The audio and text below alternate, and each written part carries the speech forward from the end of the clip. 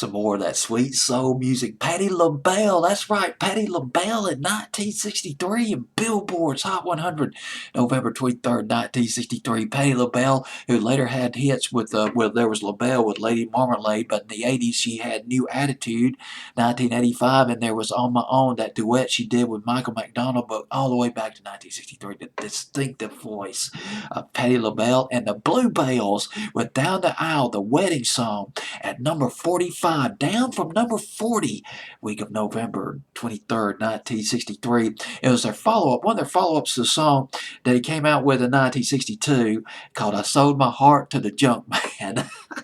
Okay. All right. And the three members of the Bluebells, they officially evolved into LaBelle. Nona Hendrix. Nona Hendrix was in the Bluebells. Nona Hendrix, who she fronted some bands in the 70s and 80s, and she became an R&B artist of her own back in the 80s. Her biggest R&B hit was Why Should I Cry? That was in 1987. That's Nona Hendrix. And she was also in LaBelle. She did Lady Marmalade with Patti LaBelle, and Sarah Dash, also a member of the Bluebells. And guess who else was a member of the Bluebells? Oh my goodness, Cindy Birdsong, the lovely Cindy Birdsong.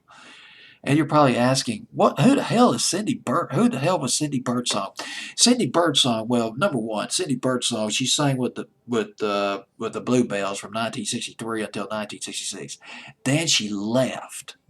Well, what happened was she started singing with the Supremes in 1967. She was filling in for Florence Ballard, the founding member of the Supremes, talking about Cindy Birdsong. And what happened was Florence Ballard, she was having an alcohol problem with the Supremes in the late 60s. Some of that might have been due to the fact that even though Florence Ballard, she might have been the better singer in the Supremes, but the attention was being focused on Diana Ross. It was Diana Ross and the Supremes, although Florence Ballard was the founding member of the Supremes. Well, anyway, she had that alcohol problem. It just got so bad she was missing gigs. And Cindy Birdsong was filling in for Florence Ballard. But eventually, Berry Gordy just let her go. He fired her. He fired Florence Ballard. Her alcohol problems were just becoming so bad. Cindy Birdsong, though, didn't tell the other members of the Bluebells. She didn't tell Patti LaBelle that she was going to sing with the Supremes. She was joining the Supremes. She abruptly left the Bluebells. And boy, they were mad as hell. Suppose they would not talk.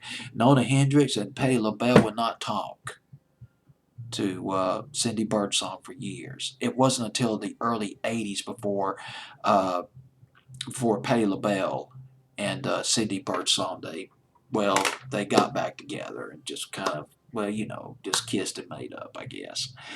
Cindy Birdsong, Sarah Dash, and Nona Hendrix of the Bluebells backing up Patti LaBelle, Down the Aisle, wedding song.